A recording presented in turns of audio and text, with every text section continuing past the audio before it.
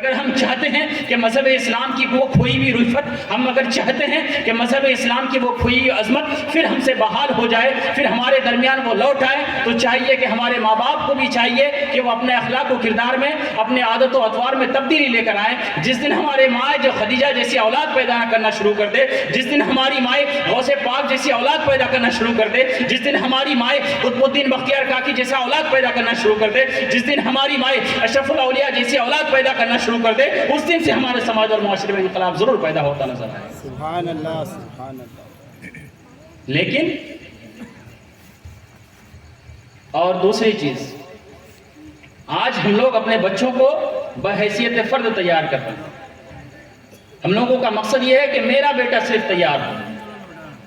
صرف اپنے بیٹے کو خود کے فائدے کے لیے تیار کرتے ہیں۔ اگر آپ کا بیٹا ڈاکٹر بن جائے گا، آپ کا بچہ انجینئر بن جائے گا، آپ کا بچہ اگر پروفیسر بن جاتا ہے، تو اس سے سماج اور معاشرے کو کیا فائدہ ملے؟ ایک بات یاد رکھیں آپ کہ جو لوگ خود کے لیے زندگی جیتے ہیں، اللہ ان کے ذکر کو مٹا دیتا ہے، لیکن جو لوگ سماج اور معاشرے اور سوسائٹی کی بقا کے لیے، جو لوگ سماج اور معاشرے اور سوسائٹی کی ترقی کے لیے زندگی گزارتے ہیں، اللہ تبارک و تعالیٰ ان کے ذکر کو قیامت تک باقی رکھتا ہے۔ آپ دیکھیے حضرت سلطان مختوم حشم جہانگیر سمنانی کی آپ بائیوگرافی اٹھا کر دیکھیے کہ اس چیز کی کمی تھی ان کے پاس، لیکن وہ جو اپنے گھر بار کو، بادشاہ سلطنت کو چھوڑ کر کیوں آئے؟ سماج اور معاشرے اور خدمت خلقی کے لیے تو آئے تھے۔ لیکن آج ہمارے ذہن و فکر میں یہ چیز رچ بس گئی ہے کہ ہمیں ترقی کرنا ہے، ہمیں زمانے میں ڈیولپمنٹ حاصل کرنی ہے، ہمیں عروج و ارتقاء کی منزل حاصل کرنی ہے۔ ہمارا کوئی بھی انسان سماج اور سوسائٹی کا کوئی بھی اپنے مسلمان بھائی کے لیے نہیں سوچتا کہ نہیں، ہم سے پہلے جتنی بھی شخصیات گزری ہیں، ان کا مقصد، ان کا مشن، ان کے ذہن میں ایک ہی پرپس ہوتا تھا کہ اگر ہم کچھ کر پائیں تو سماج اور معاشرے اور سوسائٹی کے لیے کچھ کریں گے۔ لیکن آج کے لوگوں کی ذہنیت، آج کے لوگوں کے ذہن میں صرف ایک ہی چیز ہے، وہ یہ ہے کہ ہمارا بچہ کیسے ترقی کرے، ہمارا بچہ کیسے عروج و ارتقاء کی منزل طے کرے۔ ارے کیا فائدہ ہوگا اگر آپ کا بچہ ڈاکٹر بن جائے گا، اگر آپ کا بچہ انجینئر بن جائے گا، اس سے سماج اور معاشرے کو کیا فائدہ ہوگا؟ آپ کو ضرور فائدہ ہو سکتا کہ آپ کی 1 منزلے کی بلڈنگ ہے، وہ 2 منزلے میں کنورٹ ہو جائے گی، 3 منزلے کی بلڈنگ ہے، 4 منزلے میں کنورٹ ہو جائے گی۔ لیکن اگر آپ کا بچہ سچا پکا مسلمان بن جائے، اگر آپ کا بچہ ڈاکٹر بنتا ہے، اگر آپ کا بچہ انجینئر بنتا ہے، آپ کا بچہ اگر پروفیسر بنتا ہے، تو وہ دنیا میں تو آپ کی عزت کا ذریعہ بن سکتا ہے، لیکن آخرت میں آپ کی نجات کا ذریعہ نہیں بن سکتا۔ لیکن اگر آپ کا بچہ سچا پکا مسلمان بن جائے تو آپ کی دنیا میں بھی عزت کا ذریعہ بنے اور آخرت میں نجات کا ذریعہ بنتا ہوا۔ سبحان اللہ، سبحان اللہ۔ اسی لیے میرے پیارے، اپنے بچوں کو سماج اور معاشرے کے لیے تیار کیجئے، اپنے بچے کو اپنے لیے تیار مت کیجئے۔ جتنا آپ سے ہو سکے اپنے بچے کو سماج اور معاشرے ذہن دیجئے، اس کے ذہن میں بچپن سے شروع سے اس کے ذہن میں لے کے آئیے۔ ایک ملک ایسا ہے جہاں عورتیں جب پریگننٹ ہوتی ہے، حاملہ یعنی امید سے ہوتی ہیں وہ، تو ان کو کسی اسٹڈی سینٹر میں بھیج دیا جاتا ہے۔ اب باپ کے مائنڈ میں یہ ہے کہ اس کو فزکس کا ماہر بنانا ہے، تو اب عورتیں کیا کرتی ہیں کہ اس فزکس کی کتابیں اس کو پڑھوائی جاتی ہیں۔ اب اگر بچے کو اگر میتھمیٹکس کا ماہر بنانا ہے تو اس کو میتھمیٹکس کی کتابیں پڑھائی جاتی ہیں۔ بچے کو اگر فلاسفر بنانا ہے، فلسفی بنانا ہے، تو اس کو فلاسفہ کی جتنی کتابیں ہیں وہ ساری کتابیں اس کو پڑھائی جاتی ہیں۔ یعنی جس فن میں بچے کو اتارنا ہے، جس فیلڈ میں اتارنا ہے، وہ ملک والے کیا کرتے ہیں کہ جیسی عورت کے پیٹ میں بچہ ہوتا ہے، اس عورت کو جو ہے نا اسٹڈی سینٹر میں ڈال دیتے ہیں اور عورت ان کتابوں کا مطالعہ کرتی ہے۔ یہ ذہن ان لوگوں تک کیسے پہنچا؟ یہ ذہن یہ تو ہم لوگوں کے پاس تھا کہ ہماری مائیں جب پریگننٹ ہوتی تھی، ہماری مائیں جب حاملہ ہوا کرتی تھی، ہماری ماؤں کے پیٹ میں جب بچہ ہوا کرتا تھا، تو ہماری مائیں کیا کرتی تھی؟ اپنے وقتوں کو فلموں اور سینماؤں میں نہیں گزارتی تھی، اپنے وقتوں کو ڈراماز میں نہیں گزارتی، بلکہ وہ قرآن پاک کی آیتیں پڑھ پڑھ کر جو ہے سنایا کرتی تھی اور اپنے قرآن پاک کی آیتیں پڑھ پڑھ کر یاد کیا۔ سبحان اللہ۔ اور جب ہماری مائیں قرآن پاک پڑھا کرتی تھی، اس کا نتیجہ یہ ہوتا تھا کہ اس کے پیٹ میں جو بچہ پل رہا ہوتا ہے، وہ بچے جو ہے ماں کے پیٹ سے نکلنے کے بعد جو ہے مولانا صاحب جو ہے اس کو بسم اللہ خوانی کراتے، اس کے بعد بچہ آگے الحمدللہ رب العالمین پڑھتا ہوا نظر آتا۔ لیکن یہ چیز ہمارے سے غائب ہو گئی، یہ چیز ہم سے غائب ہو گئی ہے، ہمارے ذہن و فکر میں ایسا خیال آتا ہی نہیں۔ آج ہم لوگ مکان بناتے ہیں،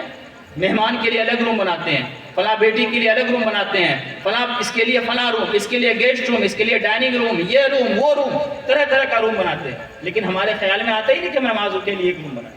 ایک سیپریٹ نماز کے لیے ہمارا خیال ہی نہیں آتا ہے کہ نماز ایک اہم العبادت ہے، عبادات میں سب سے اہم چیز ہے، وہ یہ کرنا چاہیے. لیکن ہمارے ذہن و فکر اور حاشیے اور ہمارے خیال میں آتا ہی نہیں ہے. اگر آپ گزر جائیں گے دنیا سے، اپنے بچوں کو آپ کیا دے سکتے ہیں؟ صحابہ کرام نے کیا کیا؟ اپنے بچوں میں رسول اللہ صلی اللہ علیہ وسلم کا جو سچا عشق اور رسول اللہ صلی اللہ علیہ وسلم سے جو سچی محبت تھی وہی منتقل کرنے کا کام کیا، جو آج اور ہم آپ نہیں کرتے. حضرت سلیمان جزولی رحمۃ اللہ علیہ ایک مرتبہ کہیں جا رہے، راستے میں نماز کا ٹائم ہو گیا، سوچا کہ نماز ادا کر لوں. جب کنویں کے قریب پہنچے، آج تو ٹیبل اور چاپاکل بہت ساری چیزوں کا انتظام ہو گیا ہے، پہلے تو کنویں سے لوگ پانی وغیرہ استعمال کیا کرتے تھے. جب وضو کرنے کے لیے جب کنویں کے قریب پہنچے تو پتا چلا کہ اس کے اندر نہ ڈول ہے نہ رسی ہے. حضرت سلیمان جزولی رحمۃ اللہ علیہ اس کنویں کے قریب کھڑے ہو کر انتظار کر رہے ہوتے ہیں. اب ان کی سمجھ سے باہر ہے کہ اس کنویں کے اندر نہ ڈول ہے نہ رسی ہے، میں پانی کیسے نکالوں گا کہ وضو کروں گا. اتنے میں ایک لڑکی بغل میں کھڑی تھی، اس نے اس کنویں کے اندر تھوک دیا، اور اس لڑکی نے جیسے ہی تھوکا، اس کے تھوکنے کی وجہ سے جو ہے اس کنویں کا پانی جس کو رسی اور ڈول کے ذریعے اوپر لانے کی ضرورت تھی، اس لڑکی کے تھوک دینے کی وجہ سے وہ پانی اوپر آ گیا. اور پانی جیسے ہی اوپر آیا، حضرت سلیمان جزولی نے وضو کیا. اس کے بعد پھر اس لڑکی سے پوچھا آخر وجہ کیا؟ میں شب و روز اللہ کی عبادت کرتا ہوں، شب و روز اللہ کی عبادت و ریاضت میں گزارتا ہوں، لیکن میں خود حیران و پریشان ہوں کہ اس کنویں کا پانی کیسے لوں اور کیسے میں وضو کروں.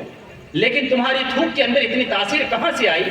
کہ تم نے جب اس کنویں کے اندر تھوکا تو وہ پانی جس کو ڈول اور رسی کی ضرورت تھی، لیکن تمہارے تھوک کے اندر اتنی اللہ نے برکت رکھی کہ جیسے ہی تم نے تھوکا تو تھوکنے کی وجہ سے وہ پانی اوپر آ گیا. تو وہ لڑکی کیا کہتی ہے میرے پیارے، میری ماں ہے، اس کا جواب سنیے. وہ ایک چھوٹی سی بچی جس کی جو صحیح سے بالغ بھی نہیں ہوئی ہے، اس لڑکی کے منہ سے جواب سنیے. وہ لڑکی کہتی ہے کہ میں کوئی ایسا بڑا عمل نہیں کرتی ہوں، بلکہ میں ایک عمل ایسا کرتی ہوں کہ جب میں بیٹھتی ہوں تب بھی رسول پاک پر درود پاک پڑھتی ہوں، جب میں کھڑی ہوتی ہوں تب بھی رسول پاک پر درود پاک پڑھتی ہوں، جب میں چلتی ہوں تب بھی رسول پاک پر درود پاک پڑھتی ہوں، جب میں بیٹھتی ہوں تب بھی رسول پاک پر درود پاک پڑھتی ہوں، جب میں چلتی پھرتی رہتی ہوں تب بھی رسول پاک پر درود پاک پڑھتی ہوں. اللہ تبارک و تعالیٰ نے درود پاک کے پڑھنے کی برکت سے میری زبان میں یہ تاثیر رکھی کہ جب میں نے اس کنویں کے اندر جھٹکا کہ جس کنویں سے پانی نکالنے کے لیے ڈول اور رسی کی ضرورت تھی، اللہ تبارک و تعالیٰ نے میرے تھوک کے اندر وہ تاثیر رکھی کہ جس کنویں کے اندر تھوک دیا وہ کنویں کا پانی اوپر لبالب بہنے پڑنے لگا. سبحان اللہ سبحان اللہ. میرے پیارے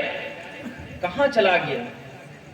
ایک صحابہ ہمارے وہ تھے کہ جب کھجور کی ٹہنی کو ہاتھ میں لیتے تھے وہ تلوار کا کام کرتا تھا. امریکی ایک فوج میں تھا، وہ کچھ دنوں پہلے اسلام قبول کیا. اس سے کسی نے پوچھا کہ آپ نے اسلام کی کس بات کی وجہ سے آپ قبول کر رہے ہیں، یہ اسلام کی کون سی ایسی ادا یا کون سا ایسا واقعہ یا کون سی ایسی حدیث آپ کو پسند آئی جس کی وجہ سے آپ اسلام قبول کر رہے ہیں؟ تو اس نے کہا کہ میں امریکی فوج میں تھا، افغانستان کے بارڈر پہ تھا، بہت دنوں سے وہاں رہا. تو میں نے ایک چیز یہ دیکھی کہ افغانستان کے جو لوگ ہیں ان کی تعداد کم ہے، ان کے پاس اسلحے اور ہتھیار کم ہے، لیکن میں انہیں دیکھ رہا ہوں کہ وہ دن بہ دن عروج و ارتقاء کی منزل طے کر رہے ہیں اور وہ دھیرے دھیرے جو ہے نا ملک پر قابض ہوتے چلے جا رہے ہیں. تو میں نے دل میں خیال کیا کہ ان کے پاس ہتھیار بھی کم ہے، ان کے پاس ہم سے فوج کی تعداد بھی کم ہے، لیکن یہ دھیرے دھیرے جو ہے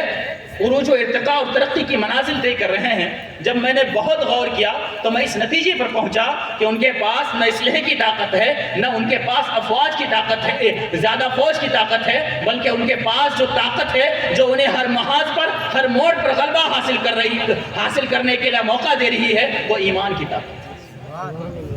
ایمان کی طاقت ہے جس کی وجہ سے جو ہے وہ دن بہ دن جو ہے عروج و ارتقاء کی منزل طے کر رہے ہیں اور وہ دھیرے دھیرے قبضہ حاصل کرتے چلے گئے. ایک شخص نے اسلام قبول کیا، اس سے پوچھا کہ وہ کون سا ایسا واقعہ ہے اور وہ کون سا اسلام کا کون سی ایسی ادا ہے جو تمہیں پسند آئی اور تم اس مذہب اسلام قبول کرنے پر مجبور ہو گئے. اس نے کہا کہ میں نے جب ایک حدیث پاک پڑھی تو میں اس بات پر مجبور ہو گیا کہ میں مذہب اسلام کو قبول کروں. کہا کہ وہ حدیث پاک کیا ہے؟ تو کہا کہ رسول اکرم صلی اللہ علیہ وسلم تشریف فرما ہے، صحابہ کرام کا مجمع ہے، صحابہ کرام بھی تشریف فرما. ایک شخص دوڑتا ہوا آیا، اللہ کے رسول صلی اللہ علیہ وسلم سے شکایت کی اور عرض گزار ہوا، یا رسول اللہ صلی اللہ علیہ وسلم میرا بچہ 3-4 روز سے غائب ہو، وہ مل نہیں رہا، تلاش بسیار کے بعد بھی وہ میرا بچہ نہیں مل رہا۔ تو صحابہ کرام جو بیٹھے ہوئے تھے ان میں سے پوچھا کسی نے کہ کس طرح کا بچہ ہے، تو کہا فلاں فلاں طریقے سے بتایا، کہا کہ آپ کا بچہ فلاں باغیچے اور فلاں باغان میں کھیل رہا ہے۔ وہ شخص کو جب پتا چلا کہ میرا بچہ فلاں باغیچے اور فلاں باغان میں کھیل رہا ہے تو وہ شخص دوڑ کر جانے لگا، تو اللہ کے رسول صلی اللہ علیہ وسلم نے انہیں بلایا اور کہا کہ ادھر آؤ۔ بلانے کے بعد کہا کہ سنو، تم جب جا رہے ہو اپنے بچے کے پاس ملنے کے لیے، 3-4 دن سے تم اپنے بچے سے نہیں ملے ہو سکتا ہو کہ باپ کی محبت اور باپ کی شفقت اس بات پر تمہیں مجبور کرے کہ تم زور سے جا کر وہاں کہو بیٹا، لیکن جب تم وہاں بیٹا بولو گے تو وہاں کچھ یتیم بچے بھی کھیل رہے ہوں گے، اس باغیچہ میں کچھ یتیم بچے بھی کھیل رہے ہوں گے۔ جب تم اس باغیچے میں جا کر اپنے بیٹے کو بیٹا کہہ کر پکارو گے تو جو یتیم بچے باغیچے میں کھیل رہے ہیں ان یتیم بچوں کے دل میں یہ خیال آئے گا کہ کاش میرا باپ بھی اگر زندہ ہوتا تو مجھے ضرور بیٹا کہہ کر پکارتا۔ اس لیے تمہیں جتنا بھی لاڈ کرنا ہے، اس لیے تمہیں جتنا بھی پیار دکھانا ہے، اس لیے تمہیں جتنی بھی محبت کرنی ہے وہ سب کچھ جا کر اپنے گھر میں کر لینا۔ لیکن اس وقت جو ہے چونکہ یتیم بچے بھی وہاں ہوں گے، وہاں جو ہے بے سہارا بچے بھی ہوں گے، جب ان کے سامنے تم بیٹا کہہ کر پکارو گے تو ان کے دل میں بڑی تکلیف ہوگی، اس لیے جتنا بھی پیار دکھانا ہے ان کو گھر میں آ کر کہنا۔ اس کے بعد جو ہے وہ کہتا ہے کہ جب میں نے اسلام کا ایک واقعہ جب میں نے یہ پڑھا تو میرے دل میں یہ خیال آیا کہ واقعتاً مذہب اسلام میں اتنی چھوٹی چیزوں کی اہمیت۔ نعرہ تکبیر، اللہ اکبر، نعرہ رسالہ، رسول اللہ، مصطفیٰ کے اعلیٰ حضرت زندہ آباد، جہان قادری صاحب زندہ آباد۔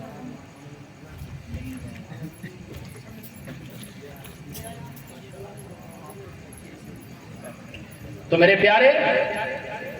آج اگر کوئی آپ کو تکلیف دیتا ہے، اگر کوئی آپ کو پریشان کرتا ہے، اگر کوئی آپ کو مصیبت میں ڈالتا ہے تو اس کی پریشانی کا جواب، اس کی مصیبت کا جواب، اس کے ظلم کا جواب آپ ظلم سے نہ دیں۔ حضرت خواجہ غریب نواز علیہ رحمت و رضوان کے قتل کے جو درپیش ہوا، جو انسان ہوا تو حضرت خواجہ غریب نواز نے اس کے ظلم کا بدلہ ظلم سے نہیں دیا بلکہ ان کو معاف کر کے دیا۔ ایک بزرگ دریا کنارے کھڑے تھے تو انہوں نے دیکھا کہ ایک بچھو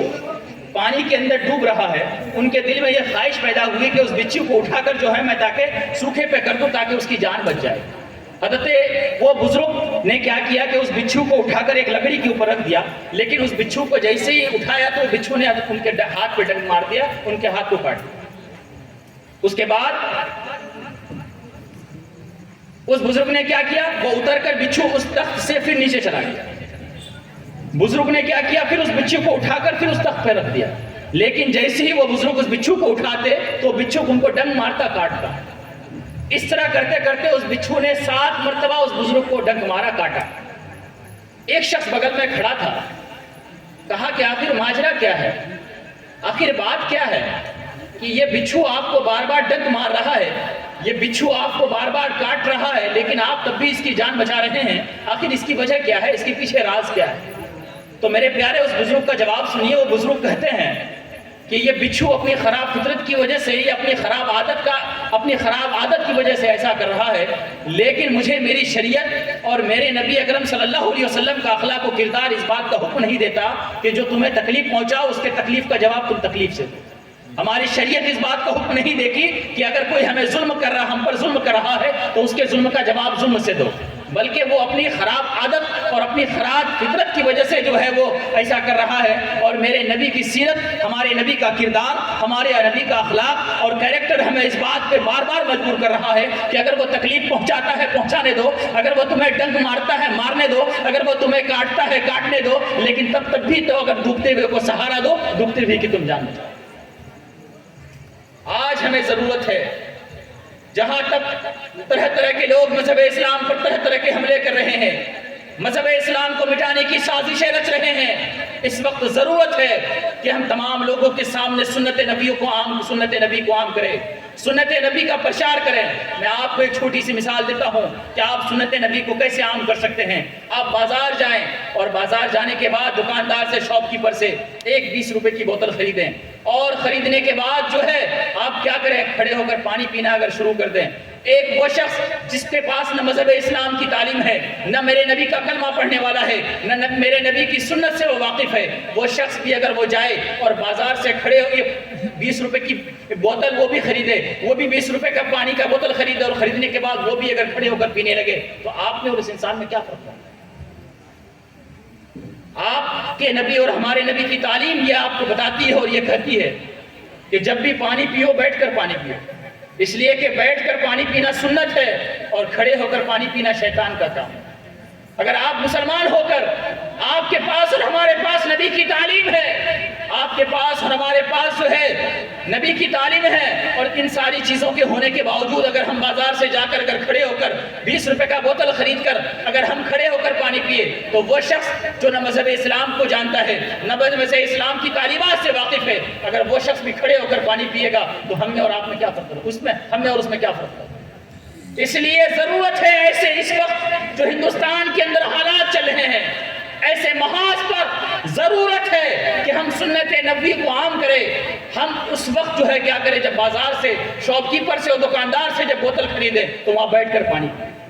اس لیے کہ ہمارے نبی کی تعلیم ہمیں حکم دے رہی ہے، ہمیں پکار کر کر رہی ہے کہ کھڑے ہو کر پانی پینا شیطان کا کام ہے، اس لیے تم کھڑے ہو کر پانی نہ پیو بلکہ بیٹھ کر پانی۔ تو جب اگر آپ کھڑے ہو کر پانی پیئیں گے تو وہ سوچنے پر مجبور نہیں ہوگا، لیکن اگر اس کے بالمقابل آپ کھڑے ہو کر نہیں بلکہ بوتل خریدنے کے بعد بیٹھ کر پانی پیئیں گے تو وہ شخص ضرور سوچنے پر مجبور ہوگا کہ میں بھی انسان، یہ بھی انسان، میں نے بھی 20 روپے کی بوتل خریدی، اس نے بھی بوتل خریدی، لیکن یہ بیٹھ کر پانی پی رہا ہے، میں کھڑے ہو کر پانی پی رہا ہوں، ضرور وہ سوچنے پر مجبور ہوگا۔ تو میرے پیارے، آج جب ہندوستان کے اندر مسلمانوں کے حالات ایسے ہیں جہاں طرح طرح کے لوگ جو ہے مسلمانوں کو دبوچنے کی کوششیں کر رہے ہیں، مسلمانوں کو دبانے کی کوششیں کر رہے ہیں، اس وقت ضرورت ہے کہ ہم سنت نبی سے اپنا رشتہ مضبوط کریں، ہم نبی اکرم صلی اللہ علیہ وسلم کی تعلیمات سے خود کو جوڑیں، اللہ اور اس کے رسول سے اپنا رشتہ مضبوط کریں۔ جتنا رشتہ ہمارے نبی سے، جتنا رشتہ ہمارے رسول سے، جتنا رشتہ ہمارے پیغمبر سے، جتنا رشتہ ہمارے اللہ سے مضبوط ہوگا، اس قدر جو ہے ہم عروج و ارتقاء کی منزلیں طے کریں گے۔ لیکن اگر ہم اللہ تبارک و تعالیٰ کے در کو چھوڑ کر اگر ہم کسی بھی در پر اگر چلے جائیں، لیکن ہمیں وہ در فائدہ پہنچانے والا نہیں ہے۔ اسی لیے تو شاعر نے کیا خوب کہا کہ چھوڑ کے آپ کا دامن رحمت آقا ہم سے بھول ہوئی، چھوڑ کے آپ کا دامن رحمت آقا ہم سے بھول ہوئی، کھو دی اپنی قدر و قیمت آقا ہم سے بھول ہوئی، اور بن کے سیم و زر کے بندے تن کے اجلے من کے گندے، بن کے سیم و زر کے بندے تن کے اجلے من کے گندے، لٹ گئی ہم سے فقر کی دولت آقا ہم سے بھول ہوئی۔ اور آخر میں شاعر کہتا ہے کہ ساری یا رسول اللہ سارے در سے ٹھکرائے ہوئے ہیں، تیرے در پہ آئے ہوئے، ساری دنیا سے ٹھکرائے ہوئے ہیں، تیرے در پہ آئے ہوئے ہیں، کھول دے اپنا باب رحمت آقا ہم سے بھول ہوئی، کھول دے اپنا باب رحمت آقا ہم سے بھول ہوئی۔ میں نے قرآن کریم کی مقدس اور مشہور آیت کریمہ تلاوت کی تھی۔ اللہ تعالیٰ ارشاد فرماتا ہے ادخلوا فی السلم کافہ، یعنی اسلام میں مکمل طور پر داخل ہو جاؤ۔ تو میرے پیارے، آپ سے اور ہم تمام لوگوں سے گزارش کرنا چاہوں گا کہ اس وقت جو ہے ہمیں ضرورت ہے کہ ہم اپنے بہن بیٹیوں کی عزت اور ناموس کی حفاظت کریں۔ آپ دیکھیے کہ ہم آج ہماری بہن بیٹیاں کیا کر رہی ہیں ہندوؤں کے ساتھ، ایمان کی عظیم جیسی دولت ملی اسے، لیکن ایک لڑکے کے عشق میں پڑھ کر جو ہے وہ بھاگ رہی ہے۔ میں آپ کو سناؤں، سیدنا عمر فاروق رضی اللہ تعالیٰ عنہ کا دور ہے۔ ایک عورت ایک نوجوان پر فریفتہ ہو جاتی ہے، فدا ہو جاتی ہے۔ ایک مرد ایک عورت پر جو ہے حسینہ عورت، حسین و جمیل خوبصورت عورت پر فریفتہ ہو جاتی ہے، اور اس سے وہ کہتا ہے کہ میں تم سے شادی کرنا چاہتا ہوں۔ تو عورت نے کہا، اس لڑکی نے کہا کہ میں تم سے شادی تو کروں گی، لیکن میری ایک شرط، اگر تم ایک شرط منظور کر لو میری تو میں تم سے شادی کر لوں گی۔ تو کہا کیا ایک شرط کیا، اگر تمہاری ہزاروں شرطیں بھی ہوں تو مجھے تمہاری ساری شرطیں منظور ہیں۔ کہا نہیں، میری ہزاروں شرطیں تو نہیں ہیں، بس ایک شرط ہے، اگر اس شرط کو تم مان جاؤ تو میں تم سے شادی کر لوں گی اور اپنے حسب وعدہ کھڑی رہوں گی۔ کہا کیا شرط ہے بتاؤ تو صحیح، تمہاری ساری شرطیں ماننے کے لیے تیار ہوں، ساری شرطیں پوری کرنے کے لیے تیار ہوں۔ تو کہا کیا شرط ہے؟ کہا میری بس ایک شرط ہے کہ سیدنا عمر فاروق رضی اللہ تعالیٰ عنہ کے پیچھے 40 وقت کی نماز ادا کریں۔ سبحان اللہ، سبحان اللہ۔ سیدنا عمر فاروق رضی اللہ تعالیٰ عنہ کے پیچھے تم 40 دن کی نماز ادا کر لو، اور جب 40 دن کی نماز ادا کرنے کے بعد جب تم آؤ گے تو میں حسب وعدہ کھڑی رہوں گی۔ نوجوان عورت شادی کرنے سے چاہت تھی دل میں، من میں پیار تھا کہ شادی کرنی ہے تو بس اسی سے کرنی ہے۔ شروع کیا نماز، پہلے دن نماز ظہر میں، فجر میں گیا، عصر میں گیا، ظہر میں گیا، مغرب میں، عشاء میں، ایک دن گزر گیا، دوسرا دن گزرا، تیسرا دن گزرا، چوتھا دن گزرا، پانچواں دن گزرا، اس طرح کرتے کرتے کرتے کرتے 39 دن گزر گئے، حتیٰ کہ 40واں دن ہو گیا۔ 40واں دن گزرنے کے بعد وہ شخص نماز پڑھنے کے بعد جب مسجد نبی کے باہر آیا تو کیا دیکھتا ہے، وہ سیدھے چل پڑا۔ عورت آواز لگاتی ہے، اے نوجوان کہاں جا رہے ہو؟ میں نے وعدہ کیا تھا نا کہ میری ایک شرط پوری کرو گے میں حسب وعدہ کھڑی رہوں گا، اور تم نے 40 دن کی مدت پوری کر لی ہے، میں اپنے حسب وعدہ کھڑی ہوں، چلو شادی کرتے ہیں۔ تو کہا کہ کھڑی تھی، کھڑے رہو، عمر فاروق کے پیچھے 40 روز کی نماز نے میرے دل کی دنیا بدل دی۔ تو ہمیں بھی چاہیے اس وقت ایسے حالات کے اندر کہ اگر ہم شرط رکھیں اگر کسی لڑکے سے تو یہ دیکھیں ہم کہ وہ سنت نبی کا پابند ہے کہ نہیں، وہ نبی اکرم صلی اللہ علیہ وسلم کی تعلیمات پر کس قدر عمل پیرا ہے، وہ نبی اکرم صلی اللہ علیہ وسلم کا چاہنے والا ہے کہ نہیں۔ مال و دولت کے، کسی کی بلڈنگ پر، کسی کی عمارت پر، کسی کے حسن و جمال پر فریفتہ نہ ہو آپ، یہ چند دن کی جوانی ہے، اس کے بعد پھر جو ہے سب کو قبر پہ چلا جاتا ہے۔ اس لیے کوشش کریں ایسے حالات کے اندر اپنے آپ کے اندر تبدیلی لے کر آئیں۔ اور محض ایک واقعہ 2 منٹ کے اندر بیان کر کے میں اپنی گفتگو ختم کرتا ہوں۔ اس واقعہ کو عورتیں غور سے سنیں۔ سیدنا علی مرتضی رضی اللہ تعالیٰ عنہ ہیں اور سیدنا فاطمہ الزہرا رضی اللہ تعالیٰ عنہ۔ ایک مرتبہ سیدنا علی رضی اللہ تعالیٰ عنہ اور سیدنا فاطمہ الزہرا رضی اللہ تعالیٰ عنہ کہیں جا رہے ہیں۔ راستے میں سیدنا علی نے حضرت فاطمہ الزہرا سے فرمایا کہ اے فاطمہ تم پیچھے پیچھے چلو، یہ تم آگے آگے چلو، یہ تم پیچھے پیچھے چلو اور میں آگے آگے چلتا ہوں۔ تو سیدنا فاطمہ الزہرا رضی اللہ تعالیٰ عنہ نے کہا کہ نہیں، میں آگے چلتی ہوں، آپ پیچھے چلیں۔ سیدنا علی مرتضی رضی اللہ تعالیٰ عنہ نے بار بار ضد کی کہ نہیں، تم پیچھے چلو گی، میں آگے چلوں گا۔ تو حضرت فاطمہ الزہرا رضی اللہ تعالیٰ عنہ نے ان کی بات ماننے سے انکار کر دیا۔ خیر، حضرت فاطمہ الزہرا رضی اللہ تعالیٰ عنہ آگے چلتی، حضرت علی رضی اللہ تعالیٰ عنہ ان کے پیچھے پیچھے چلتے۔ بس جہاں جس منزل پہ جانا تھا منزل پہ پہنچ گئے۔ جب ٹھنڈا ہو گئے، دونوں کا دماغ بہت استھر سے، جب میاں بیوی تنہے میں اکیلے میں بیٹھے تو سیدنا علی رضی اللہ تعالیٰ عنہ نے حضرت فاطمہ سے پوچھا کہ اے فاطمہ، میں ایک چیز پوچھنا چاہتا ہوں کہ آج تک میں نے تم سے جو بھی کہا، میں نے کہا کھڑی رہو تو کھڑی رہتی، میں نے تم سے کہا کہ بیٹھی رہو بیٹھی رہتی، میں نے تم سے کہا کہ چلو تو چلنے لگتی، یعنی آج تک میں نے تمہیں جو بھی حکم دیا تم نے میری ہر بات مانی، لیکن آج جب میں نے کہا کہ میں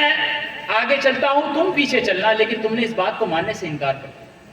اب سیدنا فاطمہ الزہرا کا جواب سنیے میری بہنیں،